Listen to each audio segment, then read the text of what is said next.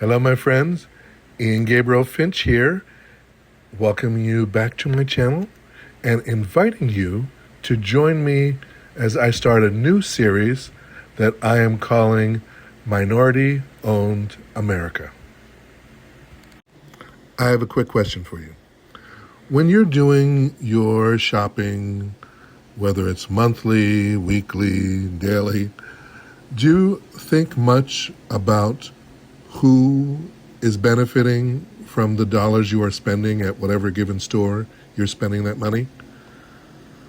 To be honest, I never really thought about where I was spending my money or who was benefiting from the money I was spending at their establishment until this year.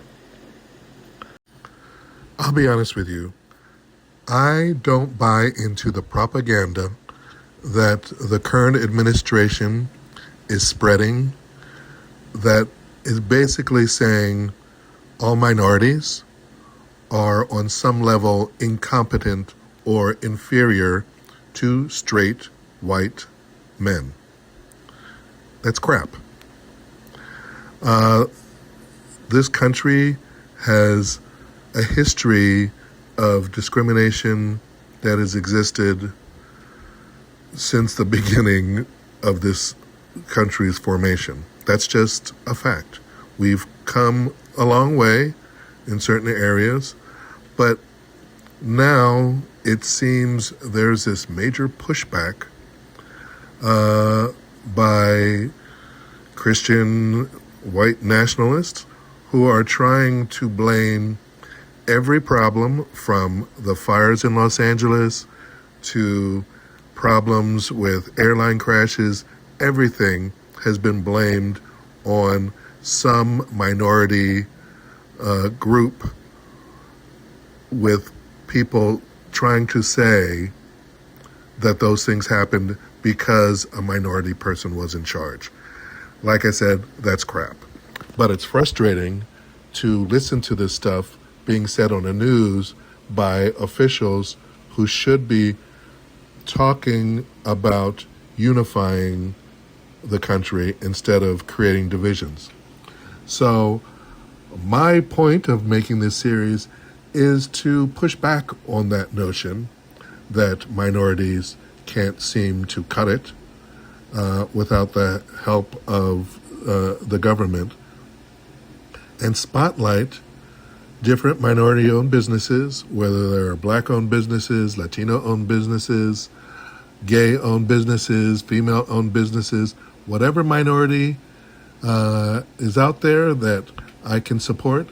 I want to check them out, see how they are, and share them with you guys. So that's what this series is going to be about. One, me getting out, getting on public transportation, and checking out what minority businesses there are in the city of Los Angeles where I live, or around the country that I find online.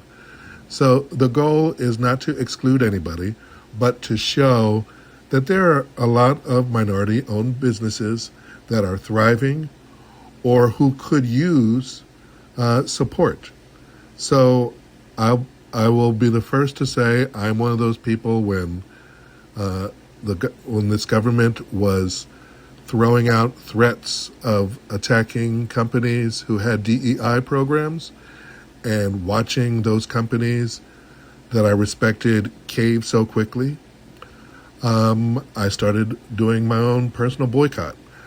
I found out about the Target fast from watching Roland Martin Unfiltered, where he showcased the leaders who were involved in the Target boycott, and it really resonated for me because I spent a lot of money at Target, and then I realized if they are going to toss out the minority entrepreneurs that they had on their shelves, who I went to Target to purchase those products from, if they're going to thumb their nose at those minority entrepreneurs and at the customers who came to buy those products from Target, then why should I give my money to Target?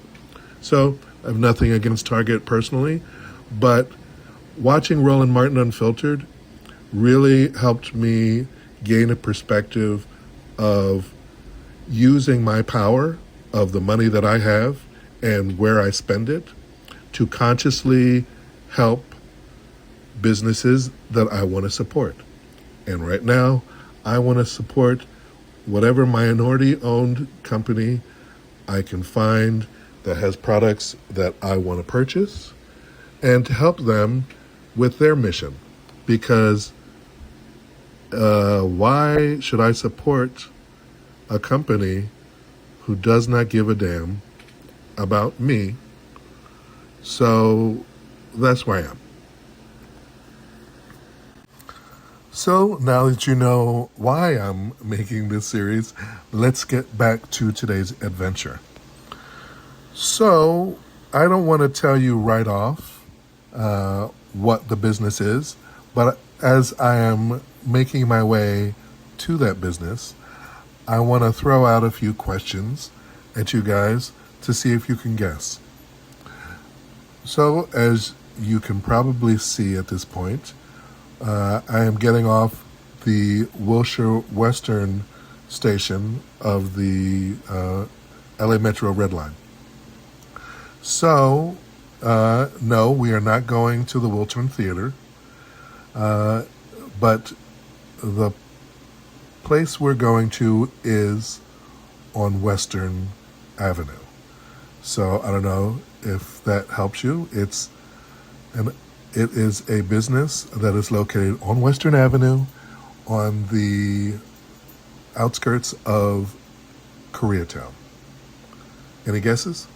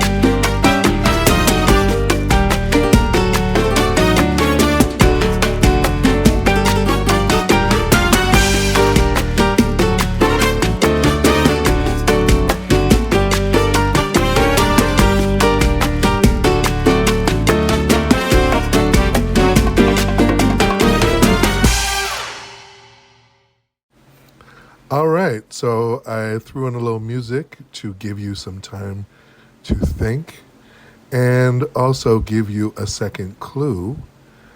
Hopefully you could figure out from the musical selection that the business we are going to is a Latino-owned business that was started in 1923.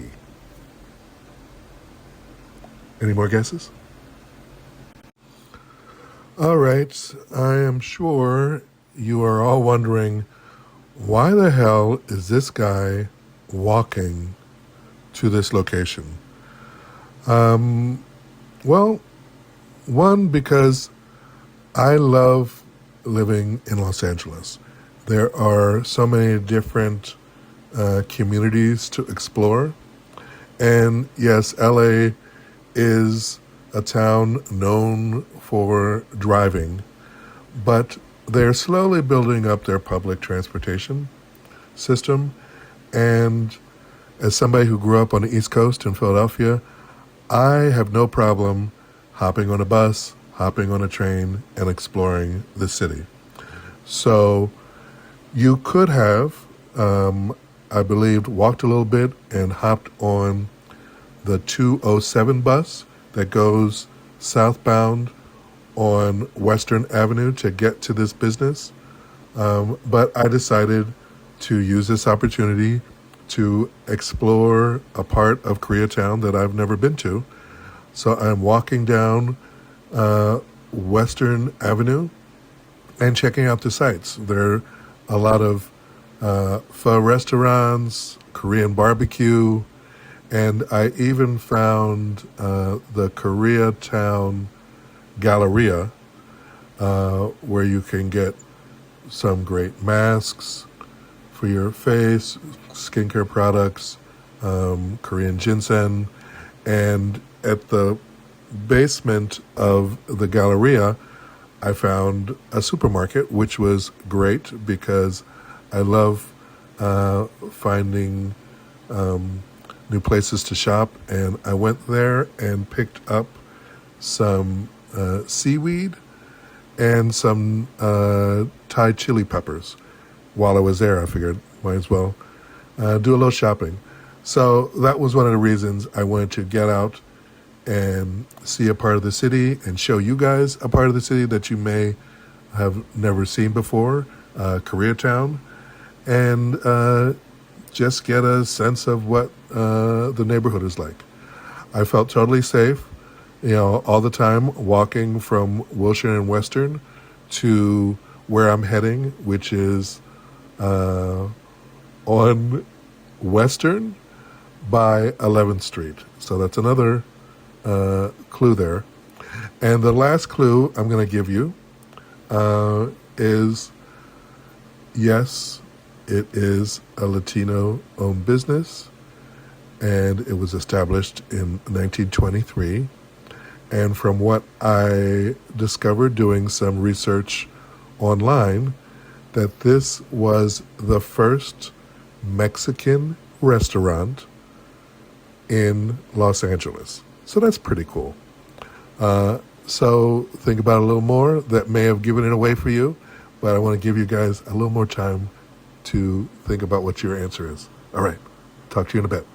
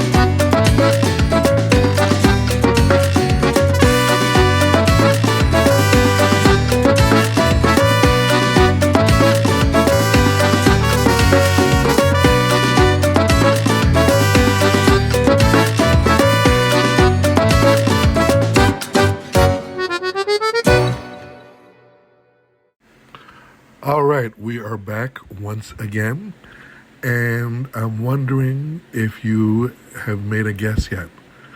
Feel free to type in your guess as to where we are going in the comment section. But make it quick, because as soon as we get to the end of this block, you will probably be able to see where it is we're going. So hurry up and quickly write down where it is you think we're going. Again, this place was established in 1923. It is LA's first Mexican restaurant.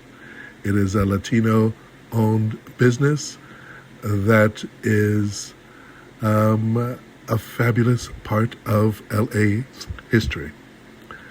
So Okay, I don't know if you can see it yet, but it is staring you in the face right now that we are going to the original El Cholo restaurant. Okay, before I go any further, I want to fact check myself because I'm still doing research and checking things as I'm putting this video together. And I found that the original El Cholo restaurant, while it's not the first Mexican restaurant in Los Angeles, it is considered one of the oldest. And it is the first Mexican restaurant to successfully market itself to non-Mexican clientele. So the restaurant was established in 1923, so it is up there as one of the oldest restaurants, but technically we can't say it is the first. But hey, 1923 till now, that's a pretty good track record of a damn good Latino-owned business. So just to give you a little background, the original El Cholo restaurant is a family-owned business run by the descendants of its Mexican founders, and its founders were Alejandro and Rosa Borquez, who were immigrants from Sonora, Mexico, and came to the United States and established in 1923 the original Sonora Cafe that was later renamed in 1925-ish to El Cholo. And this Sonora Cafe was initially over by Broadway and Santa Barbara Avenue near the Coliseum. They changed the name to El Cholo in 1925 and moved to its current location on Western Avenue and 11th Street in 1927. Now, El Cholo restaurant is currently being run by Alejandro and Rosa's grandson, Ron Salisbury, who took over in the 1960s. And he's their grandson, and he is currently operating 6 El Cholo restaurants in Southern California, and I believe there's also one in Salt Lake City. I'm not sure if he's involved with that or not, but it was something I found out. So Ron Salisbury is the current owner of El Cholo, and it has been in the family for 6 generations. So that's nothing to sneeze at. It's a beautiful, beautiful restaurant. And what I love about this restaurant is there's just this kind of warm and cozy feeling about the place. I don't know what LA was like in 1923, but there is this feeling of stepping back in time when you come into the restaurant. I don't know if it's the architecture or the colors and pictures that they have on the walls, but there is this feeling like you're stepping back in time, and I love that. And I love finding a new restaurant that I've never been to before. So the original El Cholo restaurant, if you want to check it out, is located at 1121 Southwestern Avenue, Los Angeles, California, 90006. Now, one little extra bit of trivia is that the Los Angeles city government honored the founder's legacy by designating the intersection of Western and 11th Street, where the original restaurant is located, as Alejandro and Rosa Borquez Square. Now that's cool.